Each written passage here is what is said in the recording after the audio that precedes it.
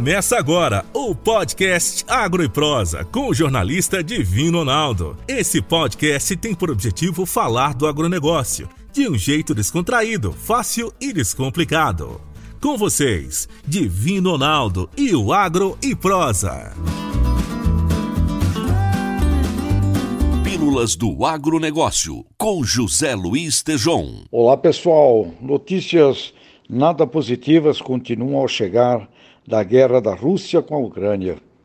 Os agricultores ucranianos passando pela primavera e vestindo coletes à prova de bala, capacetes, os agricultores da Ucrânia estão enfrentando outro grande desafio: encontrar diesel suficiente para a colheita que está chegando. A guerra com a Rússia cortou o fornecimento de combustível no momento em que agricultores estão aumentando o trabalho para essa temporada da primavera e perderam cerca de 85% dos seus suprimentos normais. Portanto, o mundo está carente de grãos. Temos uma oportunidade imensa de plantar grãos, inclusive os grãos do inverno. As aveias, como me diz o meu querido professor Elmar, lá de Passo Fundo, plantando mais aveia, mais trigo, mais produção e mais grão. É o que o Brasil precisa, os agricultores podem ganhar muito mais com isso e o mundo está aberto para comprar. Que a guerra Rússia e Ucrânia termine logo. Grande abraço.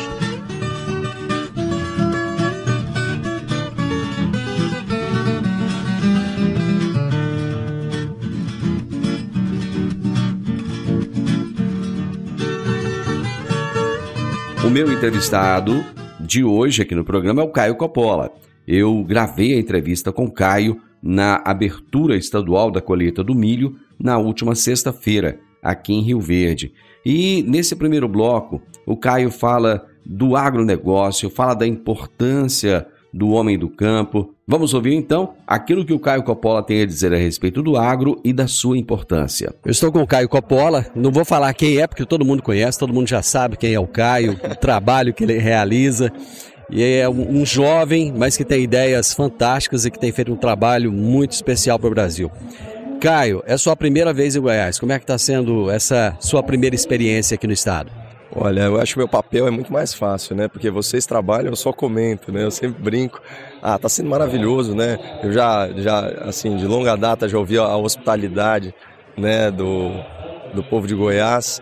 Na verdade, em geral, do agro, né? A gente percebe que essas pessoas que têm um vínculo com a terra, né, e que acabam, acho por consequência, prezando muito a família, prezando muito o que é real, o que realmente importa, que de fato importa, acabam na personalidade delas aí incorporando uma gentileza que é ímpar, né? Então você tira esse bicho de cidade, né, como é o meu caso, né, criado aí em chão de carpete de apartamento, e vem para esses lugares maravilhosos aqui, essa vastidão de terra com essa gente trabalhadora, essa ética de trabalho, né? É um negócio encantador, então não poderia ser melhor. Você já tinha alguma experiência, algum contato com o agro antes ou é a primeira vez? Olha, eu tive o prazer, né, uma oportunidade assim incrível, né, de ter uma experiência transformadora com o agronegócio, que foi uma imersão, né, lá no estado do Mato Grosso. Eu passei um mês lá, visitando aí quase 3 dezenas de municípios produtores, né, e conhecendo assim de perto a realidade, os desafios do produtor rural e assim entendendo um pouco mais, né, desse Brasil que produz, que preserva e que dá muito certo apesar do Estado, né, jamais em razão dele. E também tive uma compreensão de que realmente assim o Brasil é o país em que o rabo abana o cachorro, né? É uma inversão de valores. Quando a gente pega lugares mais desenvolvidos, né, do planeta, que já atravessaram guerra, fome, praga, esse tipo de coisa, peste, a gente vê que a agricultura é colocada no patamar que ela merece, né? Porque é uma questão de segurança alimentar, né? É uma atividade muito, muito estratégica. E você vê que na maioria desses países, né, especialmente na Europa, tal, você tem inclusive o Estado subsidiando, a atividade agrícola. E aqui no Brasil é a atividade agrícola que subsidia o Estado. Então o negócio está todo de ponta cabeça. Agora, enquanto a gente não conscientizar toda a população, e aqui, né, vem a minha singela contribuição, porque existe um desafio de comunicação muito grande, fazer essa ponte entre o campo, né, e os centros urbanos, isso daí é fundamental, porque as pessoas têm que entender que os problemas, né, as dores, né, do agricultor, elas irradiam para toda a sociedade. Então, o custo Brasil, o estrangulamento na parte de logística, de infraestrutura, de transporte, que, né, tanto penaliza o produtor rural brasileiro, ele vai refletir lá na prateleira do supermercado dos grandes centros urbanos. Então, se as pessoas não adquirirem essa consciência, a gente ainda vai penar muito para chegar onde a gente pode estar, porque o Brasil tem uma vocação para alimentar o mundo, né? Você falou de sair do apartamento, sair da cidade grande e vir para o interior. Tem muita gente que não tem a coragem de sair da cidade grande, não tem a coragem de sair do apartamento, mas quer dar voz falando a respeito do agro, dando palpite. Às vezes nunca viu uma lavoura, nunca viu um produtor rural de perto, mas fala da destruição, fala da Amazônia, fala de natureza, fala de animais, enfim. É muito mimimi.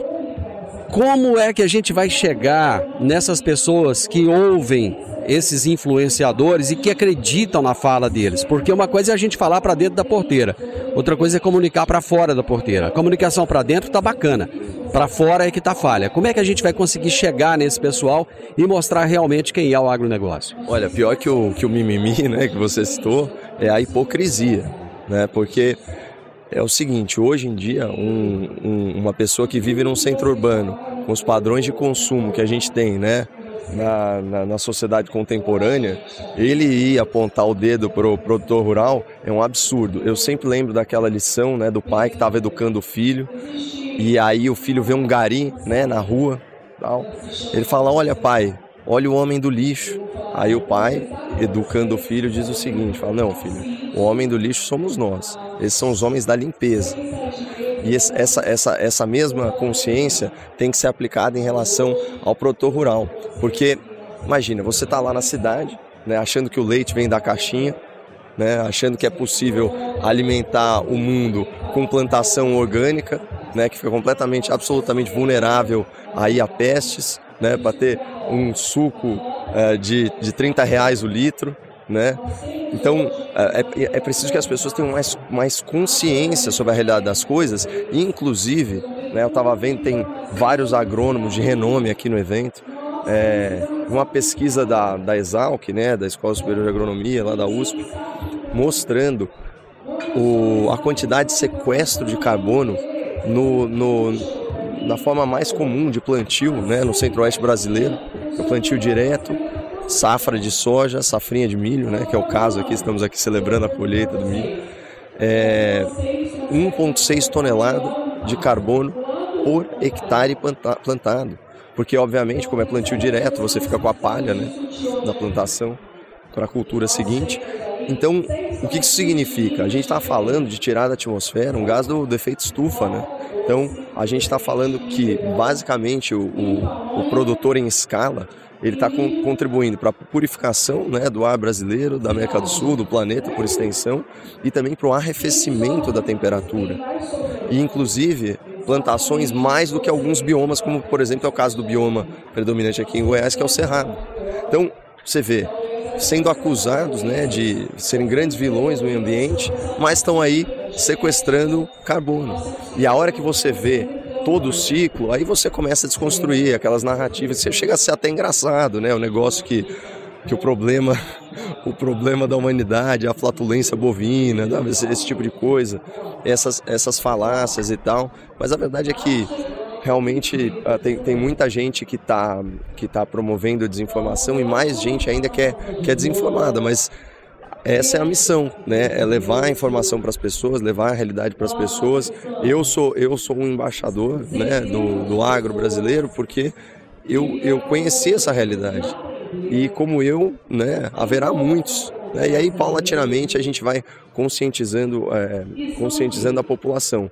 Mas realmente é um trabalho aí extenuante, né? Porque a turma do contra é muito forte, né? E serve a propósitos muito escusos.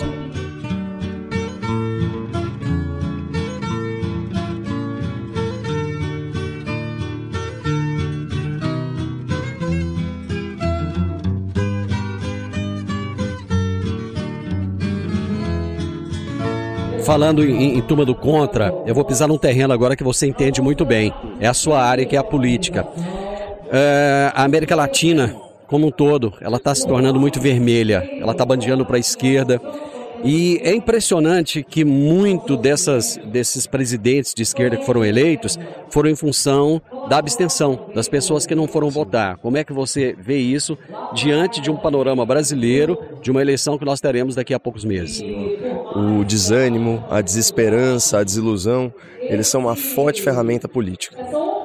Esse fenômeno que a gente tem agora, né, dessa mancha vermelha tomando de volta a América Latina, eu acho que ele é mais transitório, né, do que o movimento anterior do começo do século. Por quê?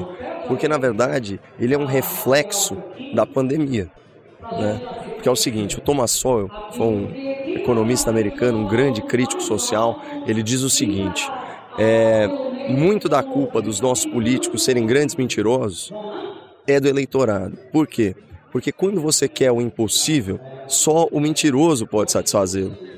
Então, o que acontece num ambiente desse de pandemia? A mesma turma que de forma muito arbitrária defendia aquele radicalismo, né, do isolamento social horizontal, o tal fique em casa, a economia a gente vê depois, que é, de certa forma, o grande responsável pela pressão inflacionária, né, pela quebra das cadeias produtivas, pelo aumento generalizado de preço que depois foi agravado pela guerra, essa mesma turma agora fica apontando o dedo para situações que são muito complexas e que escapam aí a qualquer autoridade política que seja.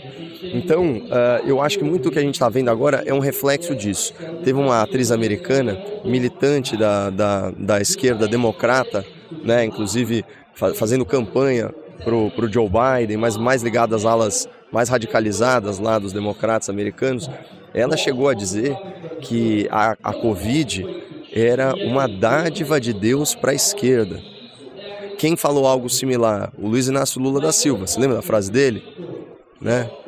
Nós precisamos agradecer a natureza por ter criado esse monstro contra a vontade da humanidade, porque a Covid-19 está fazendo até os cegos enxergarem que só o Estado consegue dar a solução para determinadas crises. Então, você vê a mentalidade política, ele vê o benefício político da crise e celebra isso.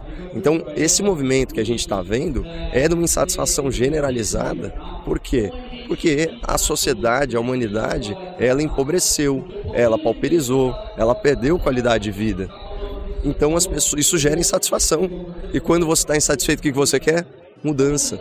Isso acaba penalizando qualquer pessoa que eventualmente estiver no poder. Tanto que agora a gente está vendo como o Joe Biden, lá nos Estados Unidos, está penando, né? Maior inflação da história americana, esse tipo de coisa. Então, assim, a gente tem, às vezes, que ter um certo distanciamento e entender que a democracia é um jogo de puxa e empurra, né? E que muitas vezes a gente dá um passo para trás para dar dois para frente. Mas eu sou um cara otimista e eu acho que isso é um fenômeno bem pontual. Eu acho que não é mérito da esquerda internacional. Eu acho que é mais uma questão de circunstância de momento. O fiel da balança na eleição do Bolsonaro foi aquele público que estava insatisfeito com tudo. Ele não era Bolsonaro, não era Haddad, e ele acabou dando esse voto para o Bolsonaro. Eu acredito que não vai ser diferente dessa vez. Esse público de 30 e poucos % é que vai ser decisivo. É aquele que buscava a terceira via, que não aconteceu. Um pouquinho dele vai querer votar no Ciro, mas ou vai pender para o lado do Lula, para o lado do Bolsonaro. O que você acha que vai acontecer com esse percentual da população insatisfeita e que não gosta nem de um nem de outro? Eu acho que o grande adversário à reeleição do presidente da República, como a gente já encaminhou aqui, é a questão da inflação, é a economia. Porque o que acontece? A gente tem o Brasil, em termos comparativos, performando muito melhor que outras economias globais, né? Então você fala em termos de geração de riqueza, né, de PIB, está melhor que a média do G7, que o G20, que é o CDE. O Brasil virou um grande polo de atração de investimento estrangeiro. O real foi uma moeda que se valorizou muito já esse ano. Então você tem recorde atrás de recorde, desde de arrecadação até, por exemplo, volume de comércio exterior, né? Então você vê isso tudo acontecendo, mas, né, por exemplo, o preço dos alimentos no mundo subiu mais de 30% em um ano. Quando você pega, por exemplo, o preço da carne, né, pressionado, ele subiu mais de 100%, carne bovina. O que acontece? A percepção das pessoas imediata é de perda de poder de compra, né? Como que o governo pode compensar isso? O Brasil está uma máquina de gerar emprego, né? Então a gente tem um saldo aí desde a pandemia muito superior aí a 3 milhões de empregos, isso só de carteira assinada. Então a economia está recuperando, o desemprego está no menor nível desde 2015, se não me engano. Então assim, é torcer para a coisa continuar seguindo nesse sentido e as pessoas adquirirem uma certa consciência de que o problema, ao contrário do que estão falando, não é um problema localizado, né? É um problema global.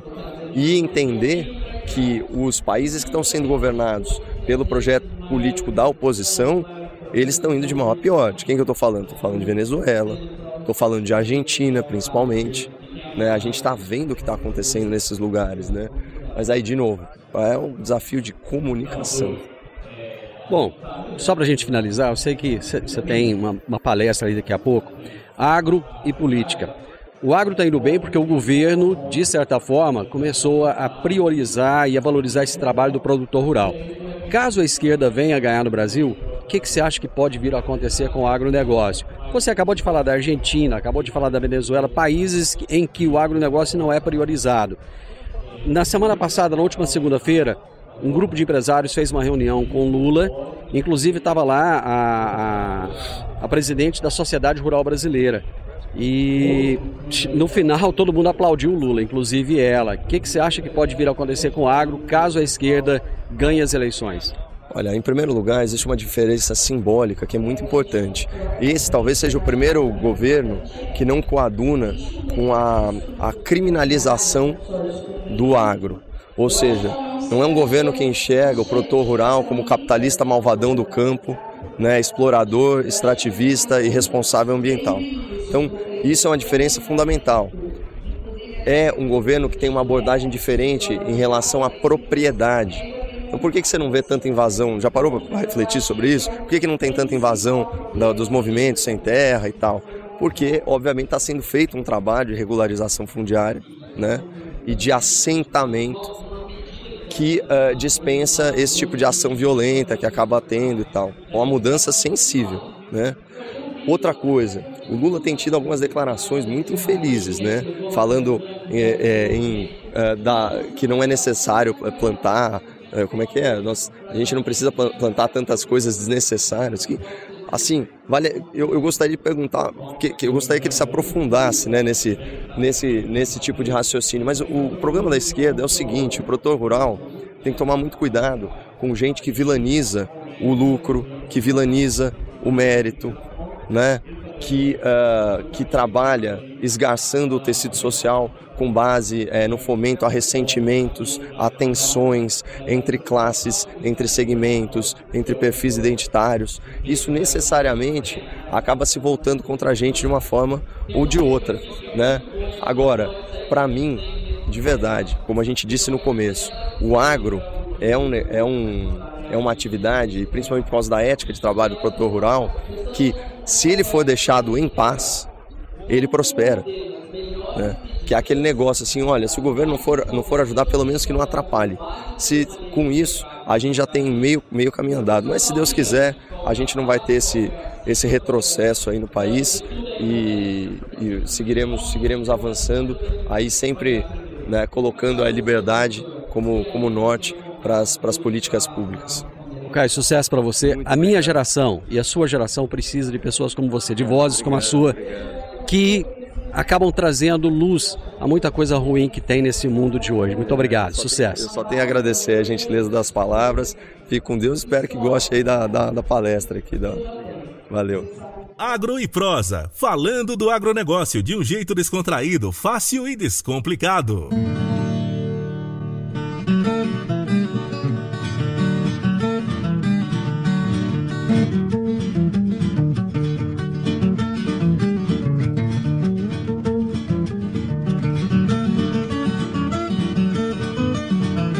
Eu trouxe para vocês aí nos blocos anteriores o meu bate-papo com o Caio Coppola na abertura estadual da colheita do milho safra 2022 que aconteceu na última sexta-feira. Bom, para você que não teve a oportunidade de estar lá e de ouvir a palestra do Caio, ou para você que quer ouvir alguns momentos dessa palestra que aconteceu, que foi sensacional, foi 1 hora de bate-papo com produtores rurais, com profissionais, com todos que estavam ali presentes, eu vou trazer alguns dos principais pontos que o Caio abordou. O primeiro deles, que eu vou trazer para vocês aqui agora, é uma comparação que ele faz em relação à preservação da natureza, como é que é no Brasil e na Europa, especialmente na França. Ele fez um paralelo entre o Brasil e a França em termos de preservação das florestas. O Brasil tem 2/3 da sua área de cobertura vegetal nativa, né? Nessa infinidade de biomas, né? Essa riqueza natural que a gente tem. 2/3. Vocês fazem ideia quanto que é na França de cobertura vegetal nativa? 3%. 3%. A área de florestas é muito maior, mas é tudo reflorestamento, porque as espécies que são endêmicas, eles usaram para outras coisas, eles usaram para fazer móvel, eles usaram para gerar energia, calor, esse tipo de coisa. Então o que acontece? Houve um amplo reflorestamento na Europa, na ordem aí de 20, 25, às vezes até 35% do território, mas não são aquelas espécies, né, que são as espécies naturais. Então ele troca, né, as plantas de folhagem mais ampla, mais aberta, vai plantar um monte de conífera, como se a gente saísse por aí contabilizando a nossa área de eucalipto. Nesse ponto da palestra, o Caio aborda um tema muito importante, que é a questão educacional. O quanto o material escolar traz informações erradas sobre o agronegócio. E o quanto a ideia distorcida de Marx a respeito das lutas de classe traz cada dia mais preconceito contra o agronegócio e coloca as pessoas umas contra as outras. Se vocês chegarem na casa de vocês, né, nos seus filhos, nas suas filhas, seus netos, suas netas, e olharem o material didático deles, vocês acham que vai estar escrito lá defensivo agrícola ou agrotóxico? Gente, pelo amor de Deus, estamos aqui, Rio Verde, município produtor. As nossas crianças estão aprendendo a palavra errada, porque não são sinônimos, eles têm uma carga semântica diferente. Quando a gente vai na farmácia, a gente vai comprar o quê? A gente vai comprar remédio para remediar uma situação desagradável, a gente não vai comprar droga. São sinônimos, mas a gente usa uma outra palavra. Então, desde o começo, você tem toda uma construção, né, para criar essas divisões. E eu comecei a ficar muito intrigado, né? Eu falei assim, cara, por que isso? É aquela velha estratégia, né, de dividir para conquistar. A origem desse nós contra eles, ela é velha, né? É uma ideia lá do século XIX. Ela vem do marxismo, que o Marx, aí, na sua visão obtusa da humanidade, né, desespiritualizada, ele via as relações humanas como relações de poder e relações econômicas. Então, necessariamente, havia um opressor e um oprimido. Começou com a burguesia, né, detentora aí dos meios de produção, e do trabalhador, que necessariamente era explorado. A visão de mundo do Marx, lá preso naquele contexto dele de revolução industrial, era tão pobre que ele não percebia que quando a maré sobe, ela sobe para todo mundo. E o que o Marx teorizou? Se algum dia o proletariado se armar, ele necessariamente vai se insurgir contra esse sistema de opressão, contra a burguesia. Passam algumas décadas, vem a Primeira Guerra Mundial, os grandes exércitos nacionais. E aí você tem todo o proletariado saindo das fábricas e indo para a linha de frente. E ele vai para a linha de frente e morrem aos milhões, contrariando tudo que Marx falou, porque o soldado ele estava lá, né, morrendo assim, aos milhões, em nome do quê? Defendendo o quê? Defendendo valores comuns, defendendo a sua família, defendendo a sua cultura, defendendo a sua pátria, que nada mais é que uma versão estendida da família. E nessa última parte da palestra, ele fala a respeito da esperança, a importância da esperança e até a etimologia da palavra esperança, de onde vem essa palavra, e o quanto o produtor rural é um homem de fé, é uma mulher de fé, que trabalha, independente muitas vezes da sua competência, mas com fatores externos que podem influenciar o seu trabalho. O agricultor, literalmente, é um cara de muita fé, muita fé. E quando eu lembro uma vez que eu estava comentando, acho que quando o Lula foi reabilitado eleitoralmente, enfim, aquela chicana jurídica para anular as ações penais dele e tal, aí eu gravei um vídeo e no final eu falei, não percam a esperança no Brasil. Essa frase que eu falei espontaneamente gerou aí coisa de 20, 30 mil comentários. E eu percebi como isso era forte, como a desesperança é uma ferramenta política, né? Como o desânimo, o desestímulo. Muita gente fala, né? Você vê essas eleições no Chile, na Colômbia, vocês viram o tamanho da abstenção de votos, pessoal? 18 milhões de pessoas não votaram. O presidente deles foi eleito com 12 milhões de votos, ou 11 milhões de votos. 18 milhões não votaram. Olha isso. Olha para onde esse país está caminhando por causa desse tipo de atitude, das pessoas terem perdido a esperança. E aí, óbvio, eu sou um cara curioso, eu adoro etimologia, né? A origem das palavras. Eu falei, de onde vem essa palavra esperança? Aí eu fui lá procurar. Esperança vem do latim. É a mesma raiz da palavra espalhar, espargir, que é o quê? Semear. Então, olha que curioso isso. Quando a gente estava, né, construindo aí o nosso idioma, na hora da gente criar uma palavra, né, que significa uma expectativa muito positiva em relação a alguma coisa, isso é esperança, recorreu-se à metáfora da agricultura, que é plantar com expectativa positiva de colher depois. Então, a gente falou muito sobre os problemas do Brasil, mas aqui é praticamente uma terapia em grupo, né? Tem gente que fala que não é legal pregar para convertido, eu adoro. Para mim você reforça os valores, né? Você se fortalece, você encontra pessoas, não se sente solitário, né? A verdade é um lugar solitário, muitas vezes. A verdade é um lugar muito solitário. E a política tem um pecado que ela não perdoa, que é falar a verdade antes do tempo.